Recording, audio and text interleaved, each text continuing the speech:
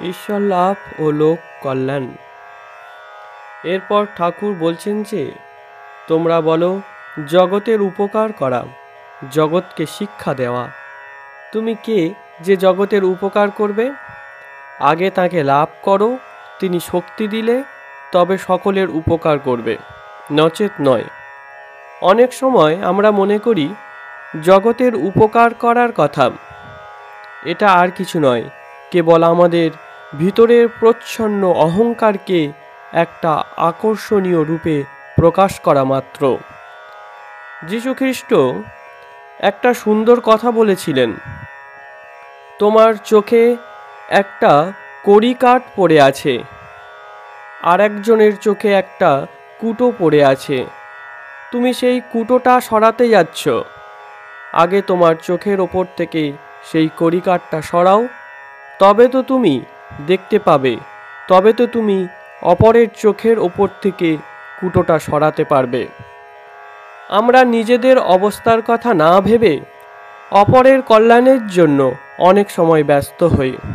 ঠাকুর তাই বলছেন, যার জগৎ তিনি কি আর জগতের কল্যাণে সমর্থ হচ্ছেন না যে তোমাকে জগতের কল্যাণ করতে হবে?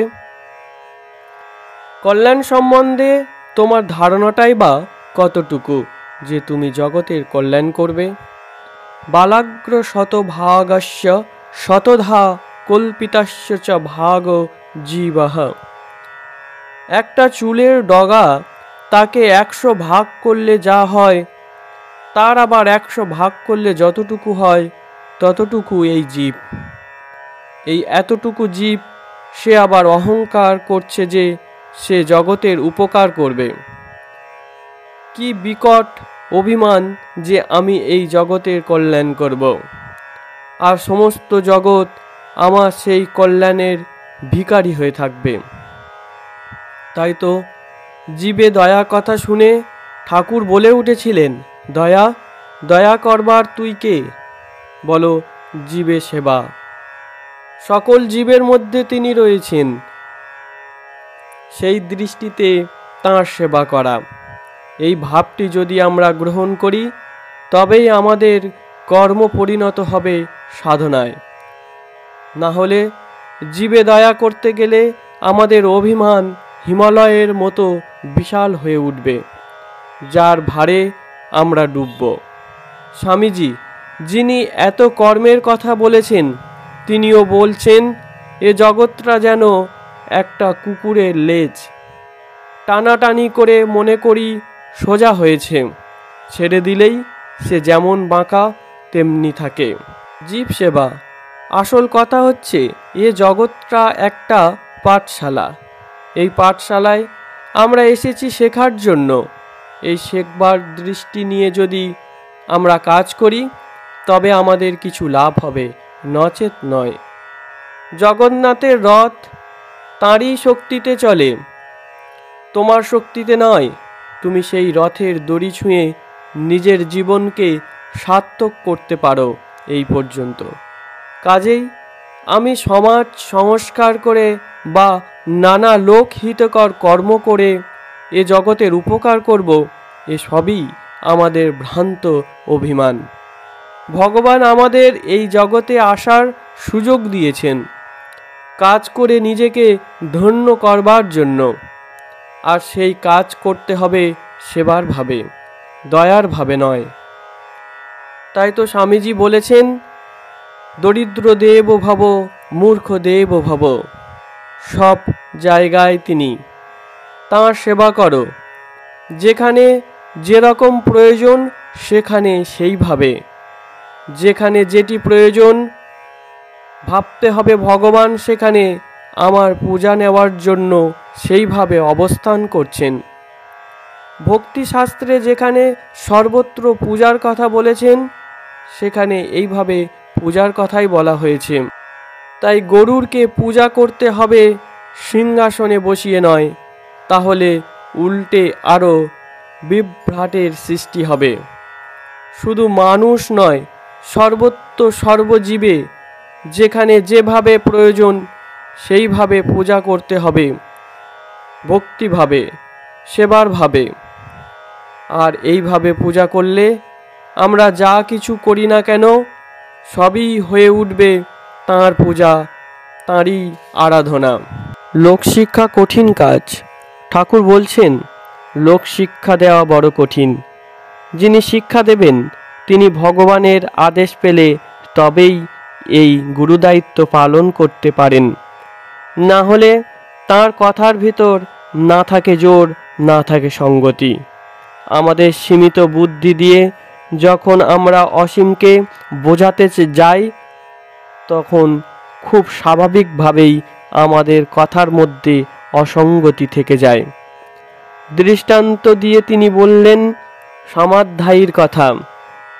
তিনি বক্তৃতা দিচ্ছেন, ভগবান নিরস, তাকে তোমাদের ভক্তিরস দিয়ে রসিয়ে নিতে হবে। বেদে যাকে রসস্বরূপ বলা হয়েছে, এখানে তাকে বলা হচ্ছে নিরস। এরকম অসঙ্গতি তখনই আসে যখন মানুষ অনুভূতি ছাড়া কথা বলে। ঠাকুর উপমা দিয়ে বলছেন, কেউ যখন বলে আমাদের মামার বাড়িতে এক গোয়াল ঘোড়া আছে, এ হলো সেই রকমের এক অসঙ্গতি। ফলে বুঝতে হবে ঘোড়া তো নেই, গরুও নেই।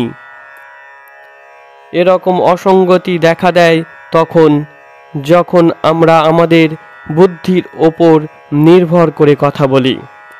যেমন একদিন বেলুর মঠে একজন গান গাইছেন, মাঝে মাঝে তব দেখা পায়, চিরদিন কেন পায় না। গানটি শুনে মহাপুরুষ মহারাজ অত্যন্ত বিরক্তি প্রকাশ করলেন। বললেন, অনুভব না করে খালি কাব্য করা।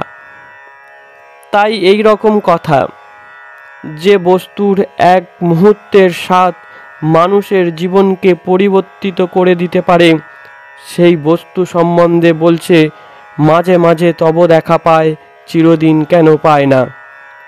এর কারণ সেই স্বাদ জীবনে লাভ হয়নি, তাই তার এক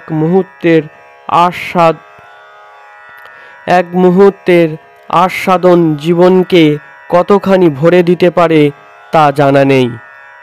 ভাগবতে বর্ণনা আছে, নারদ 5 বছরের ছেলে, তার একমাত্র বন্ধন ছিলেন মা। সেই মায়ের মৃত্যুর পর তীব্র বৈরাগ্যে সংসার ত্যাগ করে বেরিয়ে যাচ্ছেন। এক জায়গায় গাছের তলায় বসে গভীর ধ্যানমগ্ন হইলেন। এমন সময় ভগবানের আবির্ভাব বোধ করলেন হৃদয়ে। অন্তর তার ভরে গেল। কিছুক্ষণ পরে ভগবান অন্তর্হিত হলেন।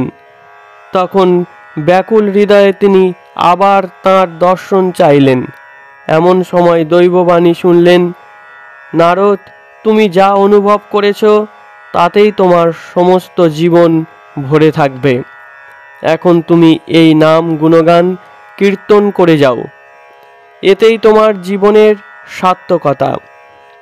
এই এক মুহূর্তের দর্শন তাঁর সমস্ত জীবনটাকে পরিপূর্ণ করে দিল। এটি হচ্ছে তত্ত্বজ্ঞের রসিকের ভাব, কবিতা নয়, এ হলো অনুভূতি। সুতরাং সাক্ষাৎ আদেশ যদি কেউ পেয়ে থাকেন তো তার পক্ষেই লোকশিক্ষা দেওয়া সম্ভব, অন্যথা নয়। এই লোকশিক্ষা দেওয়ার ব্যাপারে দেখতে হবে যে মানুষ কি দৃষ্টিতে নিজেকে দেখছে, তার কর্মের কিভাবে মূল্যায়ন করছে। যদি সে লোকশিক্ষা দেওয়ার অভিমান না নিয়ে ভগবত কথা প্রসঙ্গ মাত্র করে আলোচনার দৃষ্টিতে, তাতে দোষ নেই। কিন্তু যদি সেটা আমি শিক্ষা দিচ্ছি এই অভিমান থেকে আসে, তাহলে তা অজ্ঞানতা ছাড়া আর কিছুই নয়। ভাগবতে আছে, শ্রীকৃষ্ণ মহিষীরা পরস্পর আলোচনা করছেন, আর এই আলোচনার বিষয়বস্তু হলো তাদের মধ্যে কে ভগবানের কোন গুণ দেখে আকৃষ্ট হয়েছেন। একজন তাদের নিজের অভিজ্ঞতা বলছেন। এখানে লক্ষ্য করতে হবে যে এর ভিতর একটা সৌন্দর্য, একটা স্বাভাবিকতা আছে। অহংকার নেই। অহংকার তখনই হতো যদি তাঁরা বলতেন যে ভগবান এই রকম মাত্র, অন্য রকম নয়। আমি তার ভিতর কি গুণ দেখে আকৃষ্ট হয়েছি বলছেন সেই কথা, বর্ণনা সেই হিসাবে। ভগবান অনন্ত, অনন্ত প্রকারের বৈচিত্র্য তার মধ্যে, অনন্ত গুণ তার। এ কাউকে শিক্ষা দেওয়া নয়, এ শুধু পরস্পর ভাব বিনিময়। এর মধ্যে কোনো দোষ নেই। দোষ তখনই হয় যখন কেউ গুরুর ভাব নিয়ে বেশ পায়ের ওপর পা দিয়ে বলে, আমি বলছি তোমরা শোনো।